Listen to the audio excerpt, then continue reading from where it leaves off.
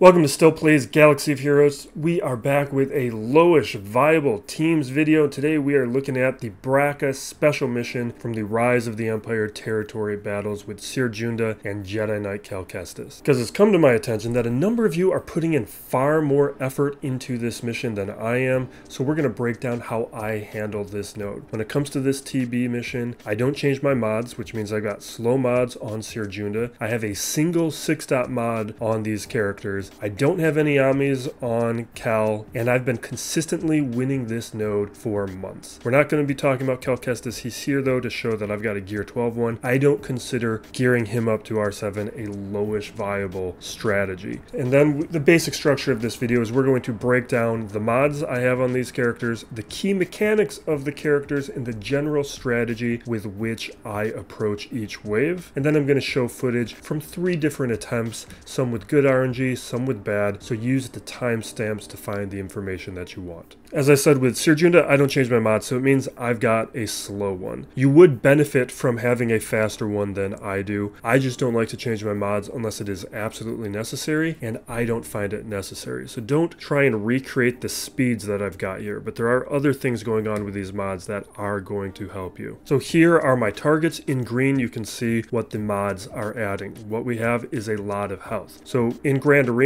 she's modded slow with no speed, and that is because of the mechanics under unaligned force users, which don't apply because Kestis is a Jedi. So yes, I don't have speed on these mods, but it doesn't mean that these are bad mods. These are good mods. Pay attention to the secondaries. I've got secondaries on basically every single mod, and all of those are going to help a lot a Relic 7 character. If you don't have percent secondaries, you are having lower stats. And if you are going to go through the trouble of collecting mods with no speed on them, you should at least make sure that you are going to have those with percent secondaries, and you're going to be 6-dotting ones with percent secondaries, because you don't want to be investing those resources onto a lower quality mod that has no speed. And the key stat that we are looking to boost is health, which is why we got health primaries, and it's why we got a good amount of health secondaries. The more health that she has, the more survival Cere will be, because bonus protection and protection up are based on health. So we've got 29,280 of added health to make Cere Junda more survivable. And if I were to go through the trouble of 6-dotting these, it would cause her to be even more survivable. With Jedi Knight Kestis, we have 0 6-dot mods. Mine is modded for offense. We've got decent but not amazing speed, and I could easily improve here. And if you are beating these targets, then you should have no problem beating this event. It's going to be a strategy issue and not a mod issue. And I will be able to easily improve my own by slicing up to 6 dots. I just haven't yet because I like to keep my options open as a free-to-play player and not necessarily lock into some mods. But what I'm trying to achieve here are mods with decent speed, with percent offense secondary where I can have them, and a percent health secondary where I can have them. And the percent health secondary in particular, that again is for bonus protection. So it is highly valuable on both characters. The key character mechanics, Cere Junda first, taking a look at the leadership ability. Not all of this is going to be in function, but we do get the first portion, where all allies have extra defense, health, and protection. We don't get the doubling, but we do get the protection up 50% and tenacity up to start the battle, and that is one of the reasons, and there's going to be several more, why it is so important to have a good amount of health on your character. The rest of this would apply if you attempted this node with the normal Kestis, the non-Jedi version. This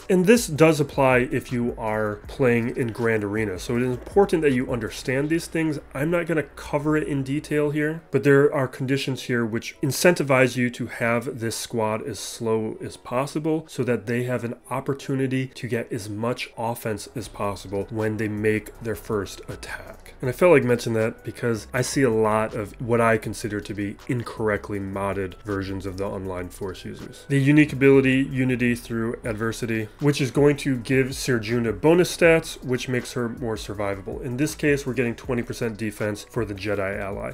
If you were using the Kestis version, you'd be getting extra protection. You'd also be getting the full functionality of the ability, which affects the cooldown rates for the ability Determined Assault. This is a very good ability. You should understand how this stuff works for Grand Arena, but we're not going to get the opportunity to utilize this in this match. But it is another ability that in Grand Arena explains why it's important for her to be modded slower. What we are going to care about is the ability Force Barrier. And what Force Barrier is going to do is going to give the characters on the squad 25% bonus protection. We're going to get 10% from the ability itself, 10% for Cere being there, and 5% for Jedi Knight Kestis being on the team. So this ability gets boosted from the correct modding prioritizing health. The key mechanics for Jedi Knight Kestis. Now, we have invested in him and we are covering him and not the other Cal because I don't consider the other Kestis a lowish viable team's approach. He's a good character, he's worth investing in, but you'd probably be fine with R5 in normal circumstances. So taking him to R7 is a bit of a luxury and it is not the most efficient use of our resources, particularly as a free-to-play player, and it would also probably necessitate having 6-Dot mods on your Cal and your Cere Junda. Whereas with Jedi Knight Kestis, we don't need to do that, and we don't even need to use the Omicrons. What we do need to understand is how his kit functions, and as long as you understand that, you're going to be fine. Because what we need to understand here is how configurations work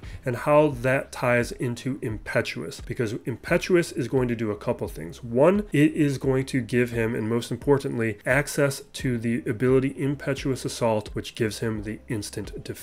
But the other thing it does is it also gives him increased offense. It trades off with a reduced defense, but if after you use Impetuous Assault, I tend not to use this too much. I might use it if I'm close and I think it might take somebody out, but it's not a great ability after it's used. It does apply stagger, but that for me is not as good as having the extra offense. Now, in order to get those 30 stacks of Impetuous, in order to gain access to Assault, we need to be switching between the configurations of Whirlwind Slam and Windmill Defense. These abilities, we want to understand when to use them. This will become clear as we go through the videos, because Whirlwind Slam, this is going to inflict armor shred, and Windmill Defense is going to give protection up and riposte so that we can counter. And we have to also keep track of switching between them for a couple reasons. One is the stacks of Impetuous that we already talked about. We're only going to get 5 stacks if we don't correctly switch between them versus 10 stacks if we are correctly switching. But also the armor shred that we're inflicting with Slam or the protection up with defense, those only get granted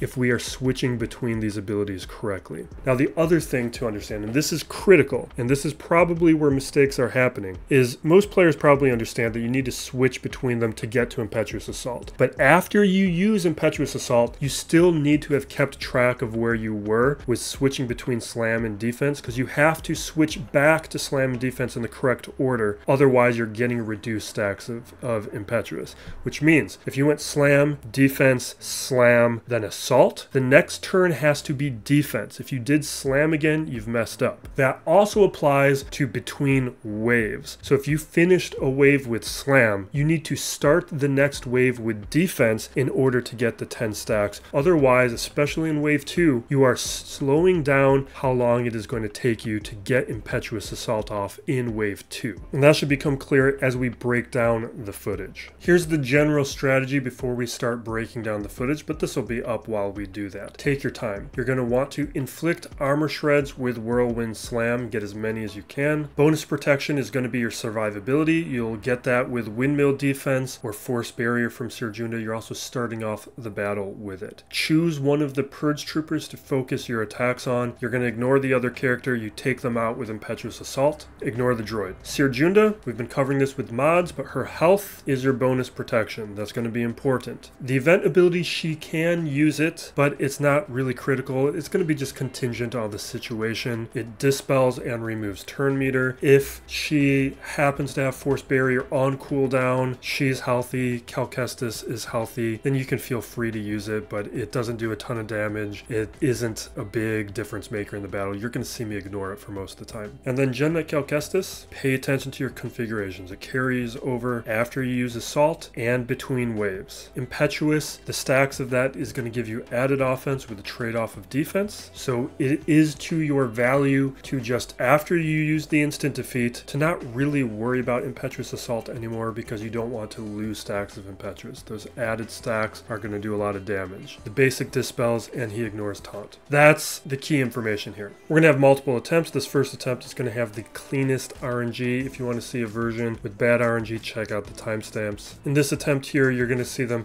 attack Kestis first. The bonus protection is going to keep his primary protection from taking too much damage.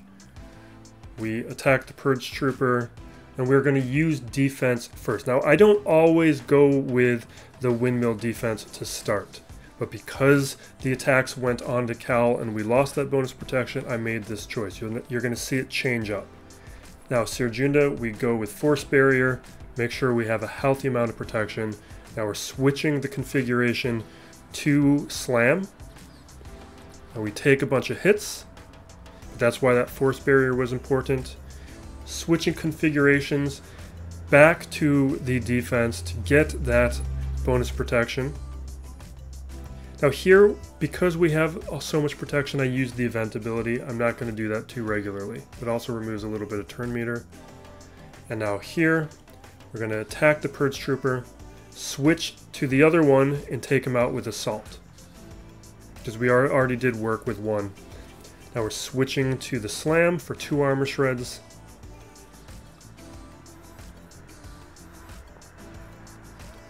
Hit the Purge Trooper. And we're switching again back to defense.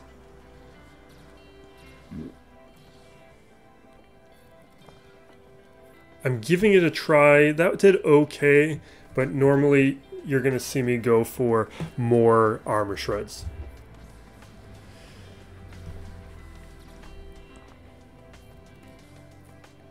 And now we switch to the Slam. Purge Trooper's almost down, and we take him out. But the last thing we did with Slam, so we need to do defense next.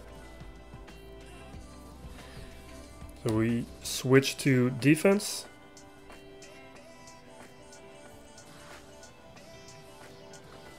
Second Sister doesn't attack.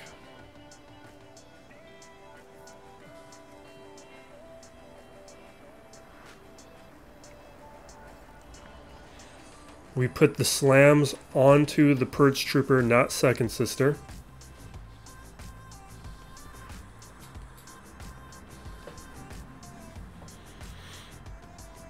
And we're doing all of our basics and everything over on the Purge Trooper because he's the one we want to wear down.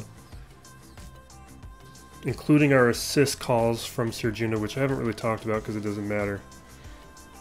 And now we are ready with Impetuous Assault. And that is going to be used to take out the Second Sister.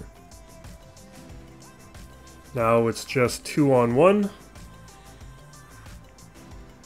With basic, we switch to the defense. We needed to make sure we got that protection up and riposte. We take a hit from the probe droid.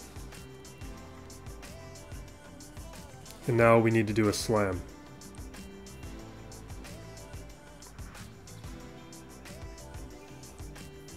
And switching to defense, make sure we have the bonus protection.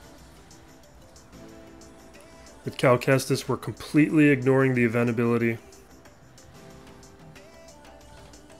Now we got armor shreds, basic, go back to the defense. And you can see the amount of damage the basic is doing with the stacks of Impetuous. That's why I like to have it. We got 4 stacks of armor shred.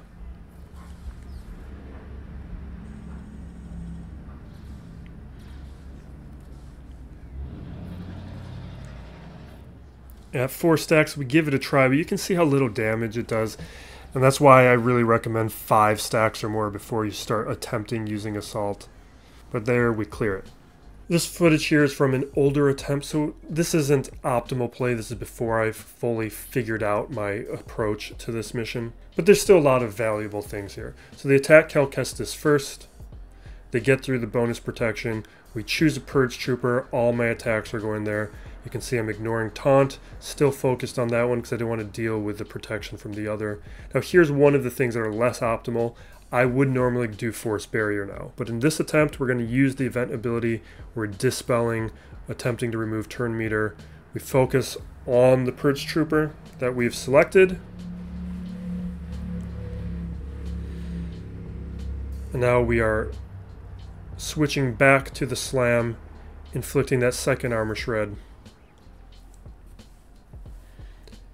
Getting protection up with Force Barrier. Now we use Impetuous Assault to take out the other Purge Trooper. But now it's also time to switch back to Windmill defense on this turn.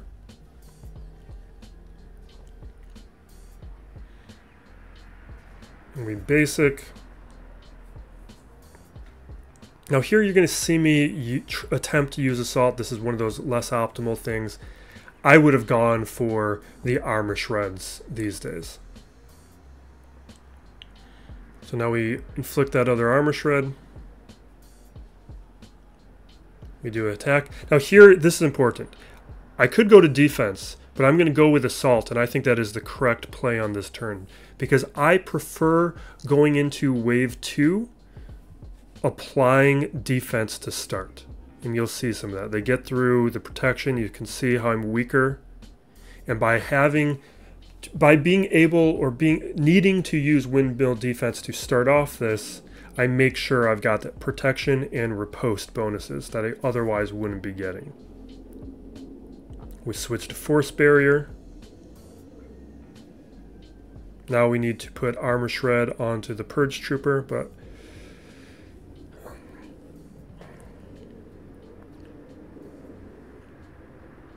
now we attack the Purge, we switch to defense. For some reason I am putting targets onto the second sister, which is a waste. Probe Droid does some attacks. We go with the Dispel because it doesn't really matter in that situation. And now we take out second sister. Now we're going to increase the speed of this footage at this point.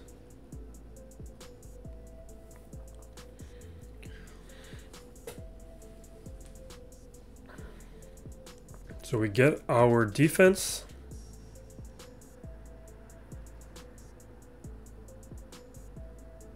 Go for the Armor Shred. Almost made a mistake.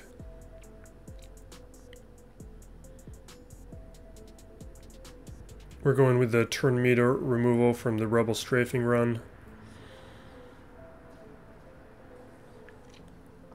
She takes that hit, but I don't care if she dies or not. And we actually get Determined Assault in this one, and you can see it did nothing.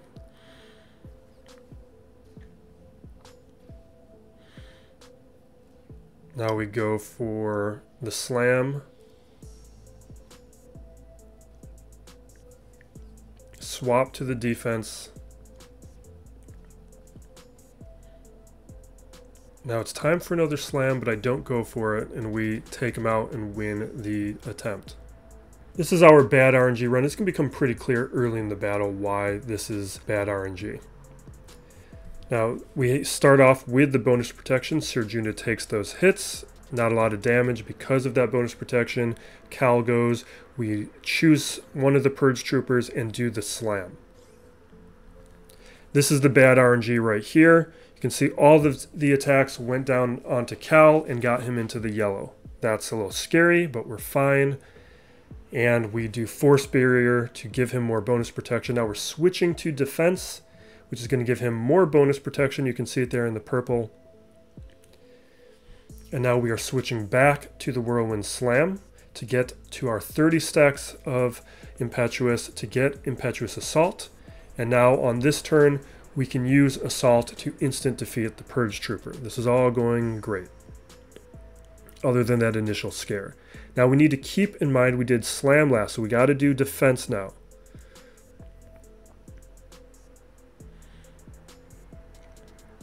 So we do attacks. We've got our protection up and riposte. Now we're switching to Slam. And now again, I like to have 5 stacks, and you're going to see why 5+ stacks is important in a moment. Because I'm pretty soon going to give it a try at 4 stacks with another attack of assault. And it just doesn't do anything. This is why you take it slow, don't try and rush it. I gave it a shot there because I had plenty of health and protection that I felt was worth it. Now we switch back to defense, we get our bonus protection riposte. We go for the armor shred, we are at 5 stacks. We're going to base it because I was hoping that would be enough to take him out, and we could use force barrier off cooldowns to start the second wave. At 5 stacks, I give it another shot, it didn't work, and now he goes down. To start wave 2, we needed to keep track that the last thing that we did was slam. So we need to do defense right now. That gets us our 10 stacks. We're doing the AoE, or the event ability, because we had that bonus protection already, but it didn't do anything. Now we go to slam onto the Purge Trooper. We are not putting our attacks onto Second Sister. We don't care that Cere Junda died. She did her job. She just needed to make it to wave 2. Now we need to go back to defense. We've got our bonus protection, our riposte, and now our instant defeat is accessible. We target the Purge Trooper for the attack. We use the assault to take out Second Sister.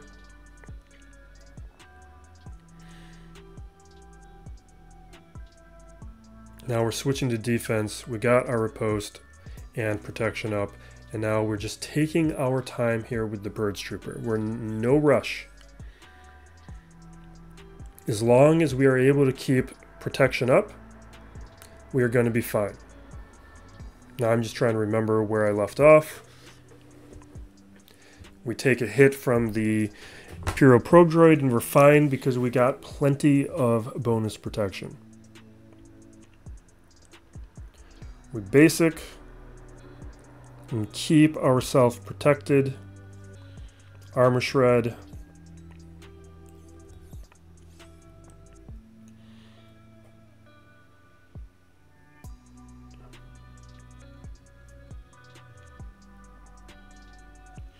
And going back to the armor shred, you can just see taking our time.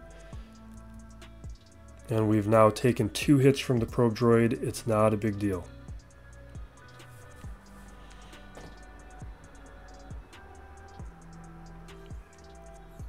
At 5 stacks, we give it a shot. We got close, we didn't quite get there. Just every time you give an attempt with assault, you got to remember where you left off.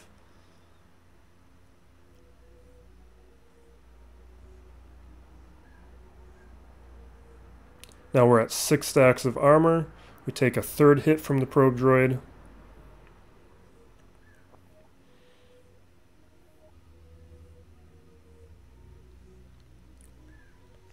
Go for another armor shred. We didn't get one that time. Switching to defense.